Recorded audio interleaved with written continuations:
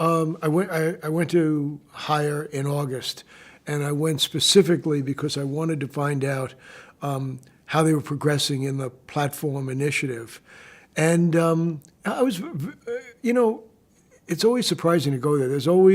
They're always moving faster than you expect. But I visited 5 what they call micro enterprises, and some of the things that surprised me about well, first of all, the organization's gone. The old organization's gone. They're down to about, I think, not counting the GE people, they're down to about 60,000, 55,000 people now because they've spun off 25, 30,000 people, and they're intent on building this platform. So they're inviting all sorts of what I would call non-traditional players into the mix. So non-traditional, when you look at it from the perspective of the home appliances industry, right? So they have a group in Shanghai that's redesigning. One might say disrupting. I don't know what the right word would be. Redesigning the Chinese egg industry, and they're working with all of the players in the egg industry to first build a real ecosystem. There wasn't a real ecosystem. There was a group of players who sort of coexisted and coincided, but now they're building a really interesting infrastructure, and they're playing a key role in it. It's a financing role, but in order to generate returns from the financing, they're getting in there and really changing the egg business in China. So not the sort of thing they've ever thought about before. Well, you start with an industry that's dysfunctional, right? And in China, it really was dysfunctional. And what you do is you begin to build, in so many of these things, I think what you begin to do is build standardization in. So it's kind of hard to change something if there's so much variability that you're always being surprised by the phenomenon itself. So a couple of years, well, probably more than a couple of years ago now, a good friend of mine, a fellow I've written several books with, and one of my closest friends, his name is Andy Boynton, he wrote a book that argued that if you want to be a mass customizer, you needed to retreat to mass production first. If you couldn't get mass production right, you had no chance of getting mass customization right. I think that's one of the most insightful things I've seen, right? Because, in fact, it's true. If you don't know what you're doing, you can't fix it. And if you can't fix it, then you don't have a solid foundation to build on. So what the hire people are doing is really basically setting up specialization. One of the problems with the egg industry in China up until recently was everybody did everything. They took care of the poultry. I don't know anything about eggs. I was born in Brooklyn, so I have no idea what I'm talking about at this point. But every player in the egg industry was sort of doing everything, and what they did was to come in and standardize the business and set up, specialization, differentiation, in order to be able to improve the process. So we wrote an article for a magazine, Strategy and Business, about a year or two ago, about that air conditioner. And what Hire did was they've done a lot of things to get close to the customer. And one of the things they've tried to do, get close to the customer, is they've built these analog showrooms. So the customer comes in, there's a showroom, sometimes there's real products, sometimes they're prototype products, and they engage the customer around what this is and get suggestions and the like. As we talk, I'm thinking about 4 or 5 different things. And in the case of the Tianzi, so one of the things customers were telling them was that the present air conditioner was not attractive. The one you put in your wall or in your window is really not attractive, and it was too cold. It was always too cold. And when you went to Asia, it was always too cold. So they then set up a website to try to engage more customers in terms of what they wanted. And they had something like 3 million hits. I mean, it was, and I think they had 600,000 conversations with people, 600,000 people who had conversations more than 3 times. So, so a fairly robust thing. And out of that came the idea that they could make a stunningly attractive air conditioner that's really, excuse me, I don't know what you would call it. It's certainly not a box. It's a stand. It's a piece of furniture, and the idea is that it's in the room, not outside the room. So what it's cooling is ambient air. So there's less chance to get, too cold.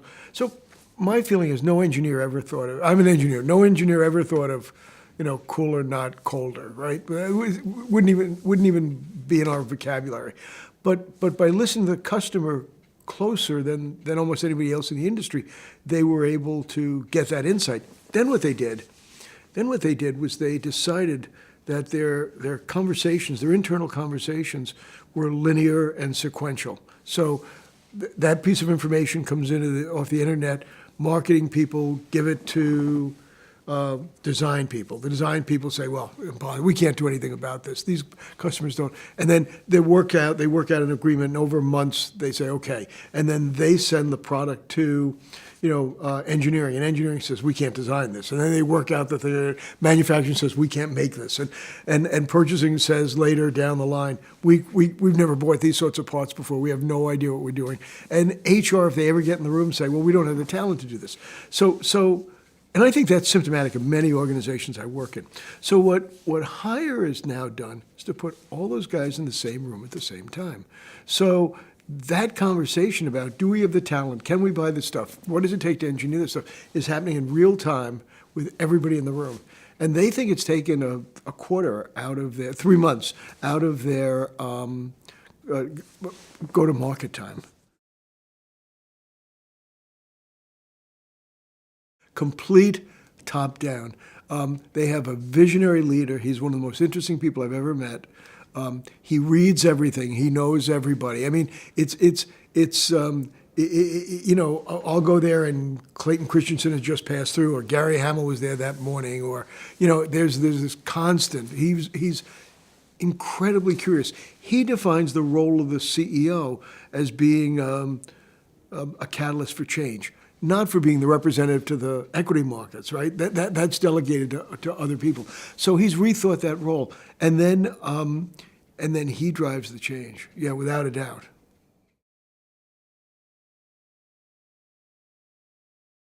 So the big change since that book was written is the move to a platform organization, which means that they are now they've spun off a lot of assets that were hugely valuable to Hire as an organization, but they said, we don't want to be a closed system anymore. We want to be an open system. So it doesn't make any sense to have assets that are valuable to us only. Let's put them out and let them collaborate with anybody, customers, competitors, let them do that. And then what they've also done is, in the process of doing that, they've invited people in who are non-traditional people, the egg people. That's a young woman. She hasn't even finished university yet, and she came up with that idea. And she's in a unit run by a former consultant, finance-oriented fellow, and she has sufficient autonomy and support, and I guess funding, to go out and do this stuff. So they're inviting a lot of people in who weren't part of the conversation in the past. They're placing bets. They're not spending money recklessly. I think one of the things that when you come in, if you have an interesting idea and you approach Hire and Hire's interested in it, probably they're not going to fund you. They're going to give you a space and make you part of the community, but they're not going to fund you until there's some sort of proof of concept. And once there's a proof of concept, then they're likely to invest or buy you or something like that. No, I think it's John Ray Min's belief that change is continuous, not episodic.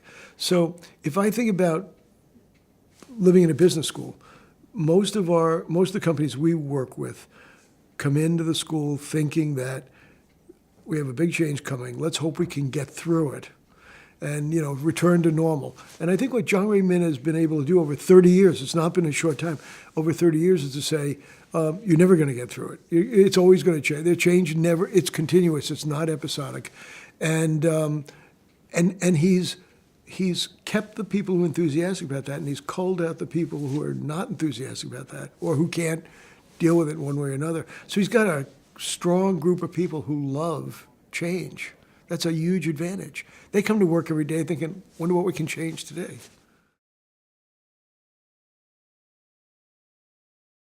I think, Gary Hamel has written about a tomato packing company out in California called Morningstar, which is very similar in this sense.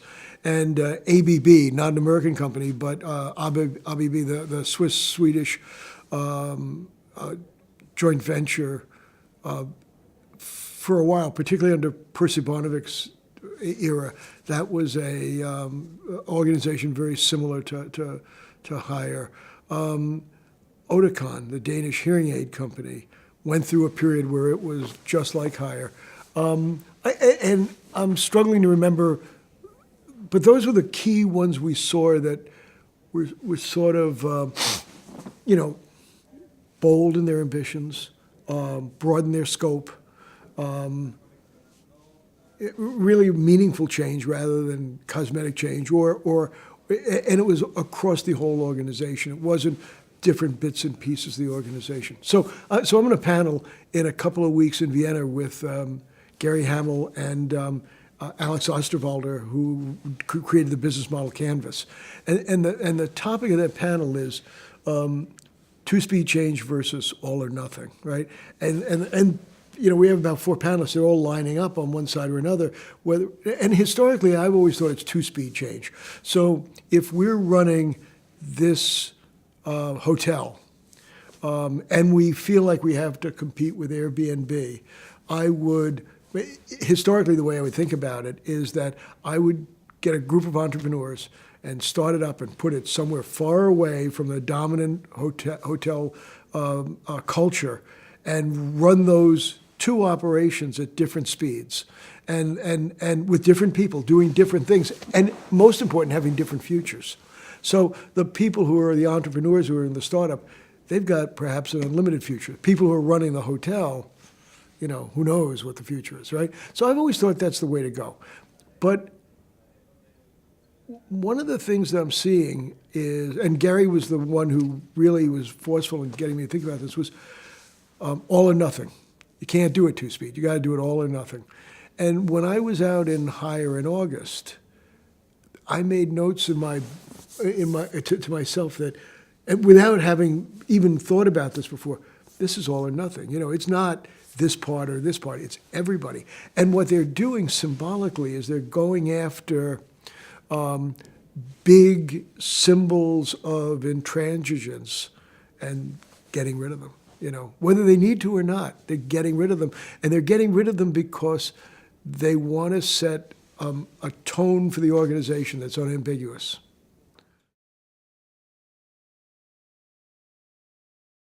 So I can't speak for all professors in the business school, okay? And we certainly have a curve, and it's a wide distribution. But I got interested in this about 10 or 12 years ago. We wrote a book about what was called virtuoso teams. And the idea behind virtuoso teams is that we see over and over and over again, we see teams that hire great people and get average results. So could we find examples of teams that hired great people and got extraordinary results? And we found them. But many companies didn't want to talk about them. In fact, the CEO I'm trying to think, was it Nokia or was it, said, we can't talk about this because, and it was because the teams that we found that were high performing and highly innovative, changed the world, or their world, the industry they were in, were teams where people were allowed to be individuals within a team context. So I began to become really interested in those teams because, the whole concept of unleashing talent, because it seemed to me that I would like to work in a setting like that, but it also seemed to me that that was a real change from what we were seeing, where we would see week after week after week, great people, but organizations that weren't as good as the people were. And almost always. So when we wrote the book, we couldn't find enough business examples, so we wrote a lot about Miles Davis and Thomas Edison and the Manhattan Project and that, all of which were quite remarkable in the way in which they were organized. And when we got to But when I would give talks about this, the comment always was, these are small, young, maybe not fun, but they're different. We're not like that. We're real people doing real things. And so when the opportunity came to write about hire, it came from a guy I'd never met before in my life, Umberto Lago, who was one of my co-authors in the book. And when he came to visit me and suggest the book, I thought, this can't be true, right? I don't believe this is true. So I said, no, I'm not interested. I don't think this, I think hire is overexposed, has a lot being written about it, and I don't think they're doing this. And so, but I had a Chinese research associate, Fang Lu, who was the other co-author. And so I sent her off to China. I probably should have asked her first, but I sent her off to China for a couple of weeks to work in the factory, right? And they said they would do it, right? I said, look, if they allow her to work there and we see it's true, then I'm in. So we sent her off, they let her work there. She came back and said, it's true, this is what they're doing. So that combination, so it was rooted in earlier work on why do some groups outperform in terms of innovation relative to others?